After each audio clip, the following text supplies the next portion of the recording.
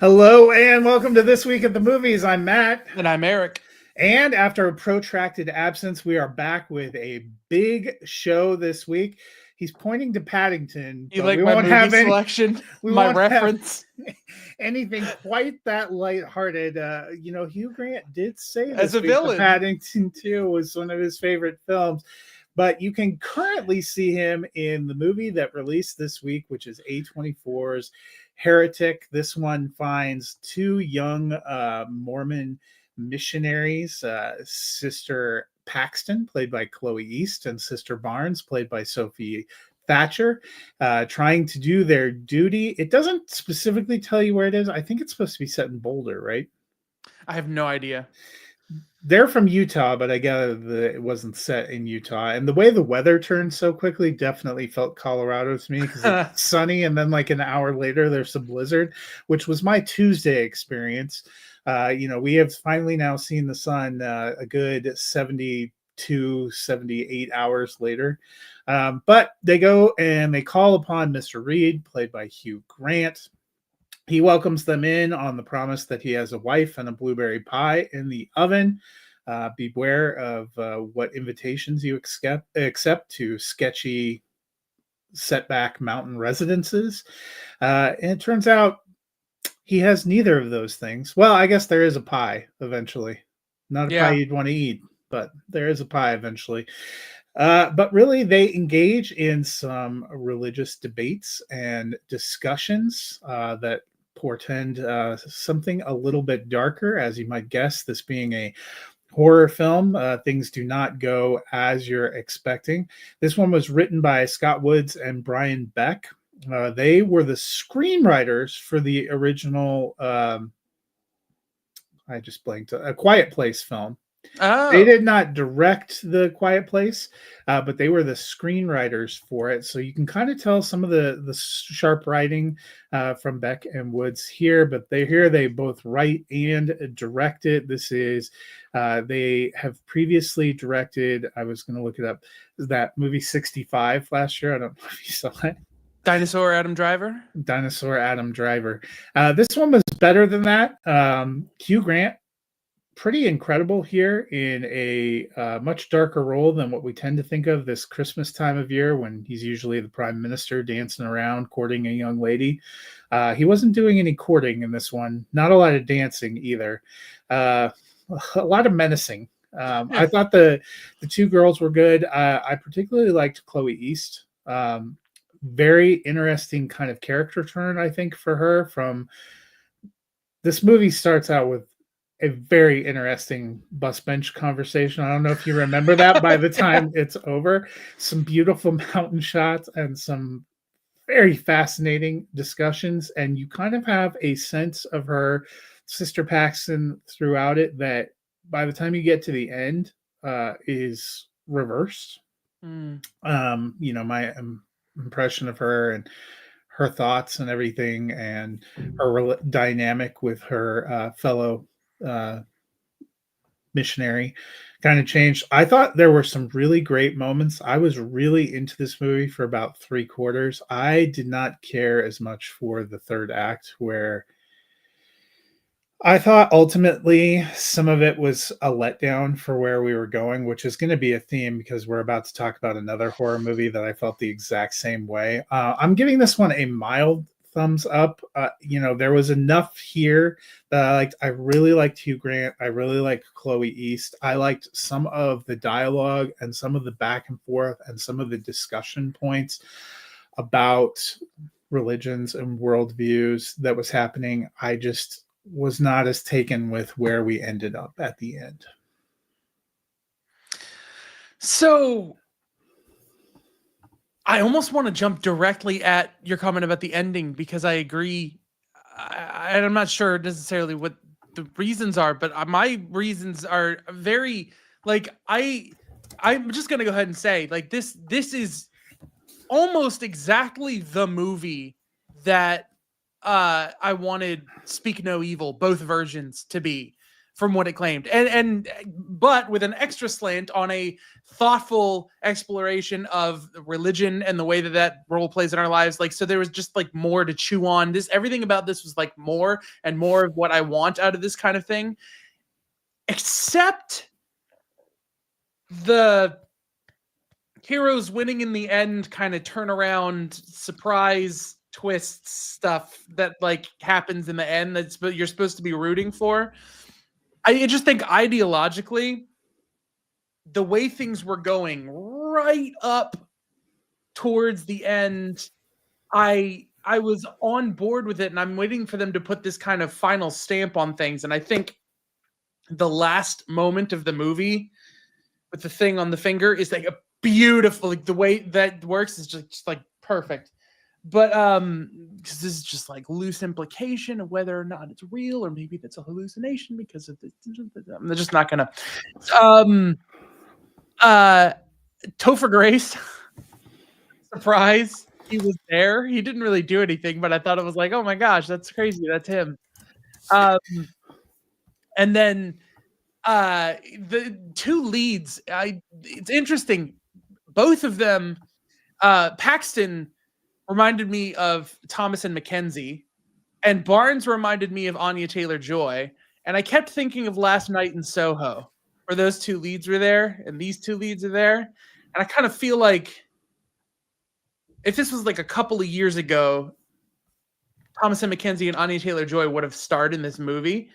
But I don't know. The two actresses, they were fantastic. Like everything about this was so that's an interesting than I thought it was going to be.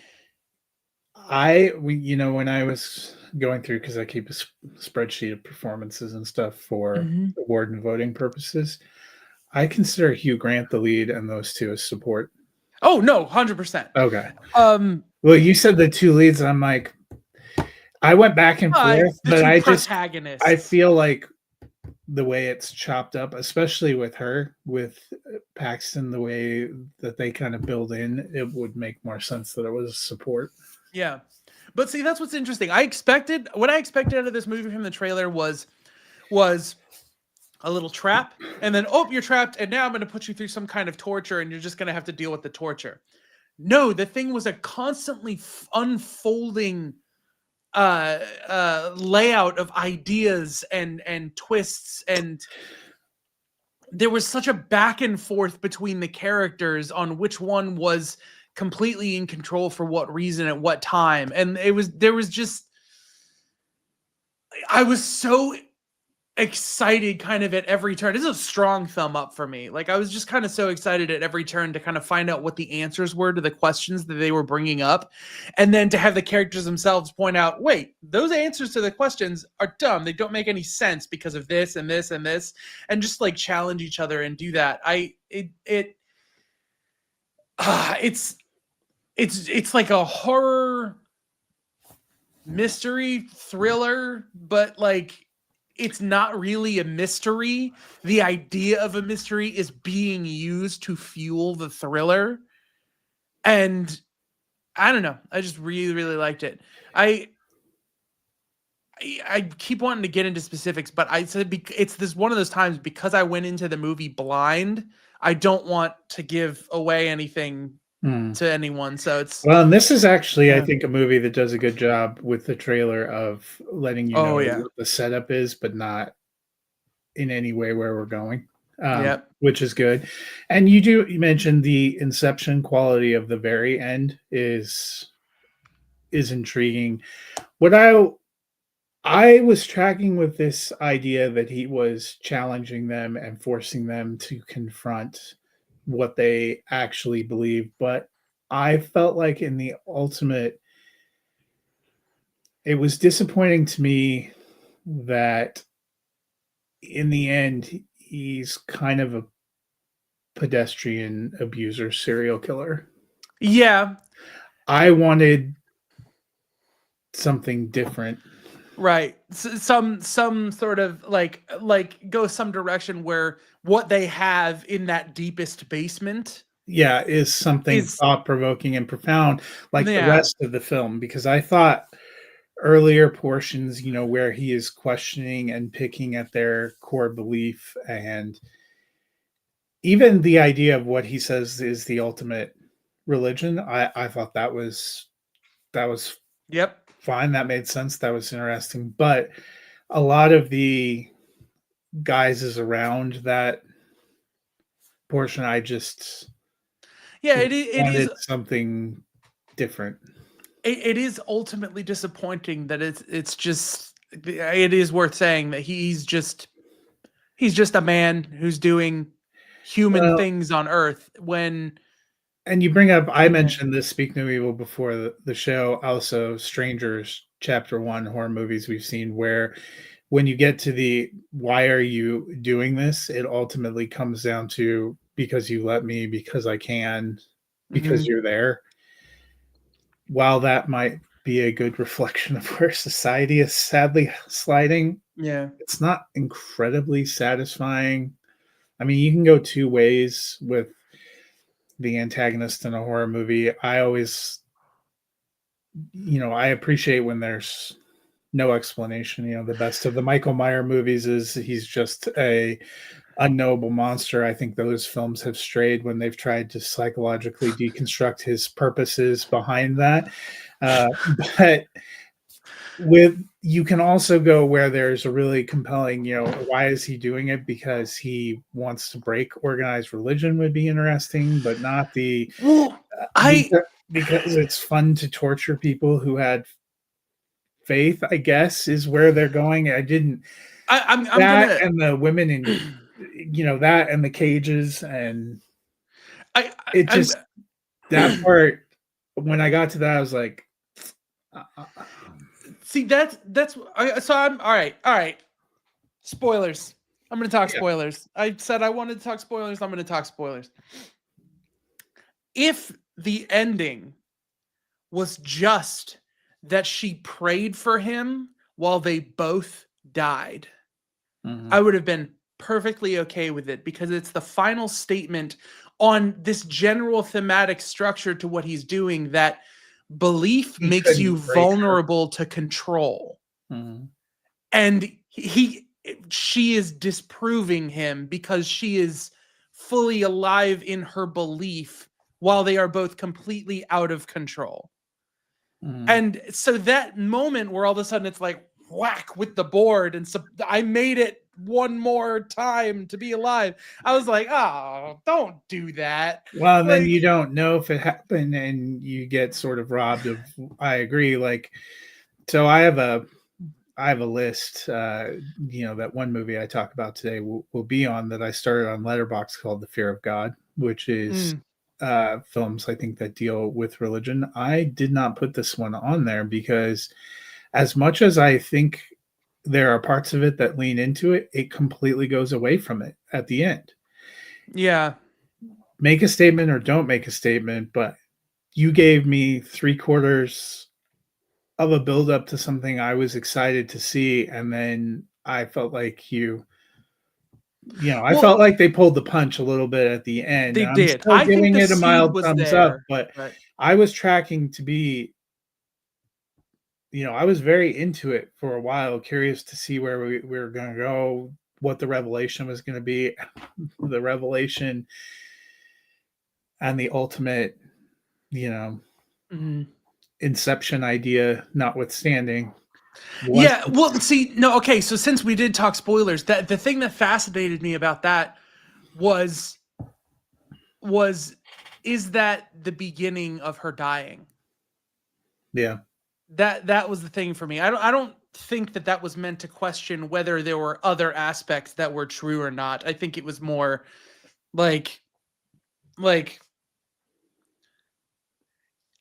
I love that last little question mark of obviously she brings up this thing and so she sees evidence that maybe her friend is alive in a different form, but also no she didn't. She didn't see that, but she can choose to believe it. And it just there's a lot more to think about and chew on with that. And so I didn't take away from it that it was well I also have a whole I don't want to get started on Inception because Yeah. I go on a whole tirade about that ending and what I felt like that meant, and how Christopher Nolan finally ended up saying, like, validating a little bit of that, like 5 years ago.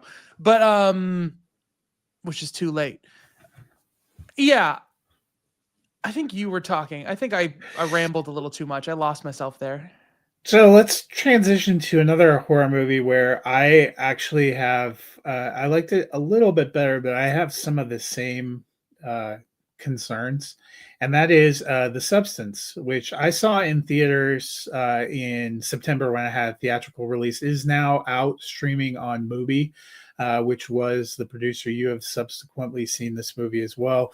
This one follows an aging actress, Elizabeth, played by Demi Moore, who is on the cusp of being forced out of her career and retired because she has turned the magical age of 50. She is kind of being pushed out by a smarmy executive played by Dennis Quaid. But she sees an ad for this product called The Substance, which you can take that supposedly unlocks your best younger self. So she engages with it, and all of a sudden, birthed out of her spine is Margaret Qualley, who plays Sue, basically a younger version of Elizabeth. They're supposed to trade off 1 week at a time. If you don't, it can have serious ramifications. But as Sue gets more popular and starts enjoying life more, she starts abusing the system, leading to a back and forth.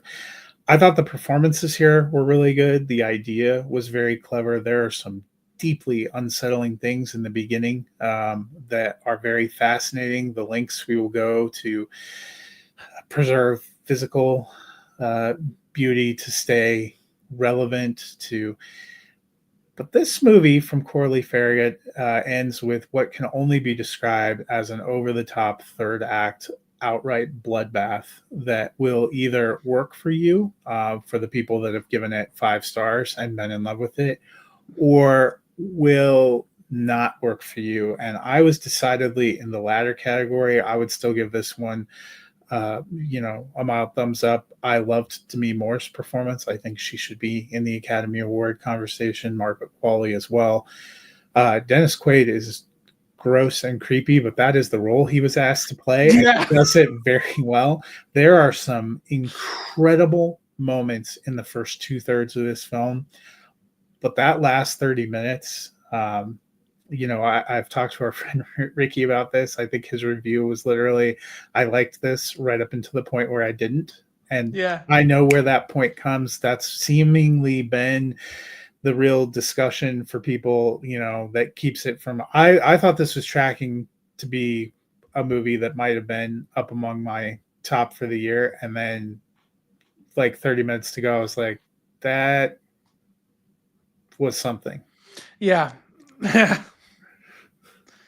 Yeah, bloodbath is literally the word. I don't think there's ever been more literally a bloodbath that I've seen on film. So here's the thing.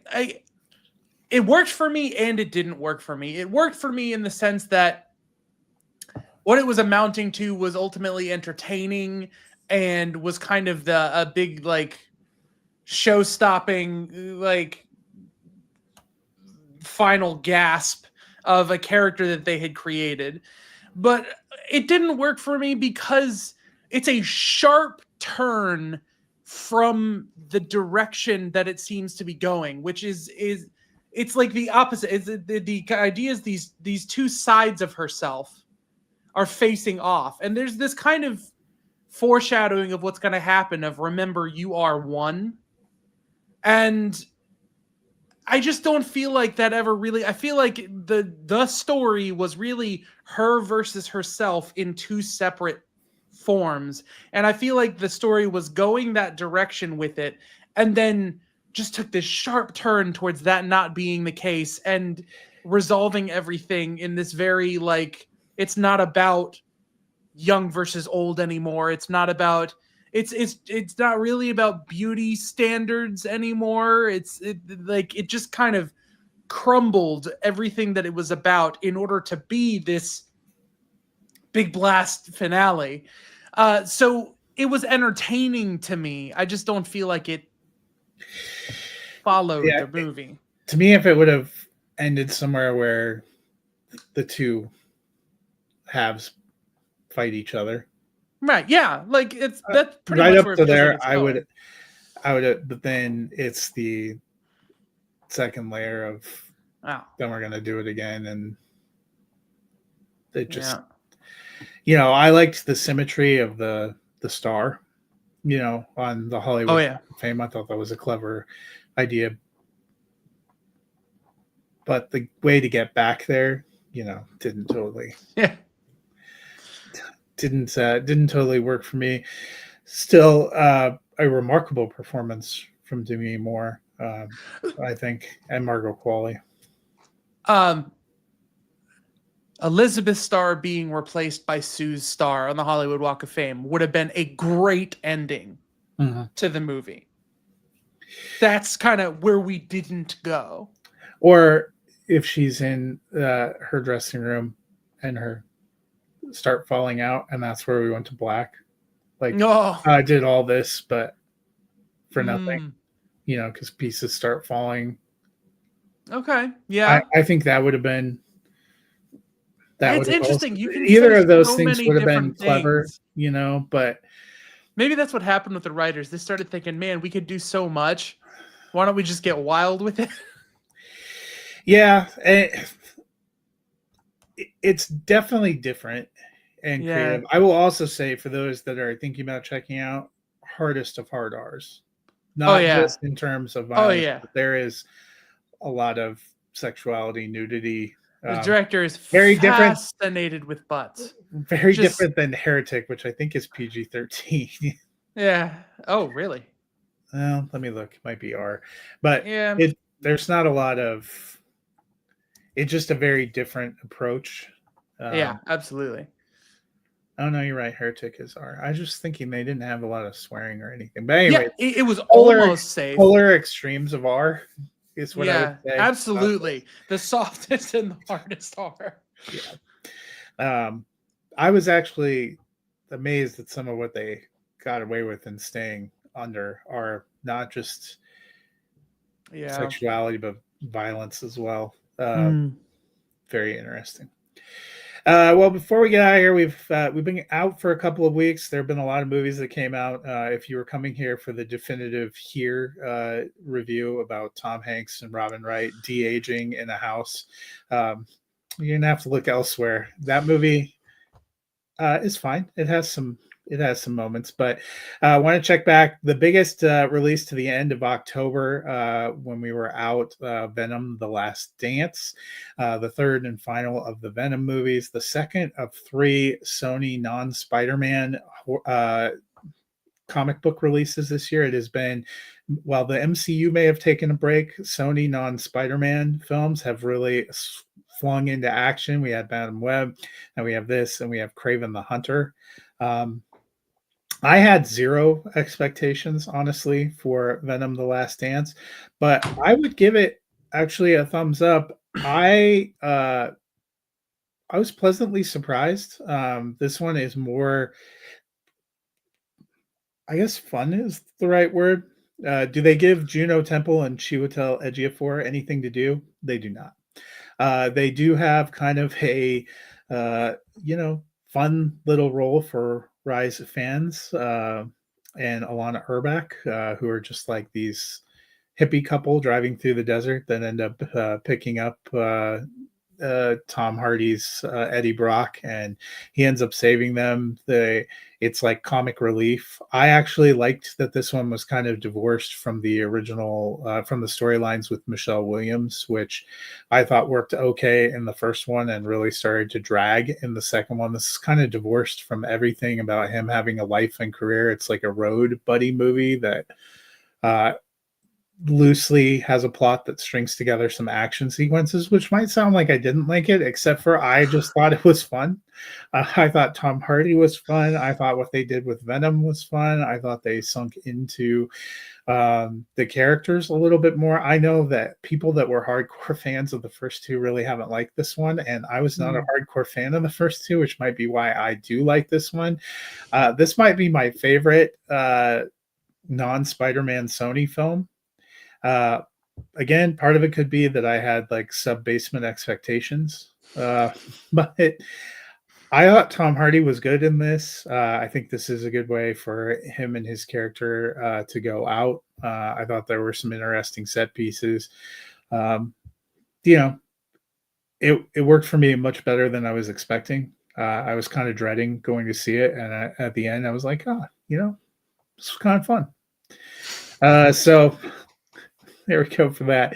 But the one I really want to talk about is Conclave, which also opened the end of October, is kind of circling out wider. It comes from Edward Berger, who did now I'm blanking on it, the German World War I film that was in the Academy Award. All Quiet on the Western Front. Sorry. I knew I was going to think of it. The remake of All Quiet on the Western Front that came out a couple of years ago. This one is not in German. It is all in mostly in English. There are some subtitles for different countries, but basically you start out with the Pope passing away, and the dean, who is in charge of the College of Cardinals, is played by Ray Fiennes, and he has to organize a conclave. And basically, the entirety of the movie is about this conclave and the backwheelings and dealings and the political ideologies of the cardinals who are vying to become the new pope. And it has Stanley Tucci, it has John Lithgow, it has some very incredible performers. There are a lot of things going on. It has been somewhat controversial, I think, in conservative circles because of the nature of the candidate they select and some of the ideas they talk about. I was very moved. I thought this movie has an incredible score, an incredible look, considering it is mostly just men talking in rooms, and one woman, Isabella Rossellini, plays the head nun who is helping to organize the conclave and plays kind of a pivotal role in here. I loved Ray Fiennes in this movie. I give this one 2 thumbs up. It is in my top 5 for the year. Whoa! What it talks about the church and some of the big ideas are very worth considering, no matter how you feel. This was a fascinating movie for me to have watched a couple of days before the election. Oh, there are some fascinating ideology and ideological differences espoused by different candidates in this. It's also at times a little bit of a thriller as they uncover conspiracies and gamesmanship and things that are going on behind the scenes that start eliminating people from the pool of the conclave and going all the way to the end. I was blown away. I loved this movie. Definitely one that I think is worth checking out. This one is a soft R2, probably for language and the fact that they all smoke. Yeah. Which seems like something that gets you an automatic R in our current day and age. There's a lot of things we're willing to let go. But somebody lights up a cigarette. No. Kids can't see that. Kids can't. So, got to make you laugh sometimes. But we're coming into kind of a big award season. I don't know how this one will play. I had loved the cinematography and a lot of the production of All Quiet on the Western Front, which Berger had done. I think it was last year. Was in the competition last year for films, either that or 2 years ago. He brings a lot of that here. There are a lot about the production values and the shots and the score that were incredibly memorable. I really loved Ray Fiennes' performance. I loved some of the deep emotion and the ideology in here. There was only like 6 of us at the screening I went to, but 5 people broke out clapping when the credits rolled. No. So you were the one that didn't. You were like, I don't know what you're like. I don't usually clap when I'm in a theater, but all the people behind me are like clapping and standing up, and I'm like, okay, they can't hear you, right? And this is Uh, okay. Ray finds us in his house somewhere. He does not know that you're appreciating. Just read newspaper. Just Yeah, it's like somewhere someone's clapping for me. yeah. I appreciate that people enjoy it. That's never been my thing. I don't generally get up and scream either, or Right. have audible reactions. It's like the first time I remember a couple of years ago with some kind of jump horror movie, and those things never make me jump. But the girl that was sitting behind me jumped and shrieked so loud I almost wet myself, not because of what was on the screen. Well, Oh yeah. I got in Heretic too because my wife was like fully like her chair, her seat. We actually learned yesterday our theater is getting relocated because its seats have degraded so much because of the chemicals they use to preserve them after quarantine. But the chair, she jumped onto my arm at one like moment and her whole chair tipped. And so I got like the biggest jolt of the movie, and that was yeah. Well, this week's episode was a lot about horror and religion, and maybe those two things are fused. Next week, we will be leaning more into the season. We're going to be talking about the Red One, and probably looking at a few other fun Christmas movies. It seems Netflix has a Christmas movie every Wednesday this month of November, which is fun. Hallmark has been doing Christmas movies for almost a month now, which was pretty fun. There's another Christmas movie that opened this week. I will be talking about when we do our show next week. So a little more jolly tidings. Maybe I'll try to find a hat, a hat Hey, for it, or why a not? shirt, something, something to get into the Some festive lights. season. Yeah. But that'll do it for us today. Any other thoughts? Any other heretical thoughts? Hopefully you guys find some fun things to enjoy. Hopefully you're able to get out of the house after a 3-day blizzard. I'll actually be able to leave my house in the sunshine today. I'm very excited. So until next time, when we talk about some Christmas movies, we will see you guys at the movies.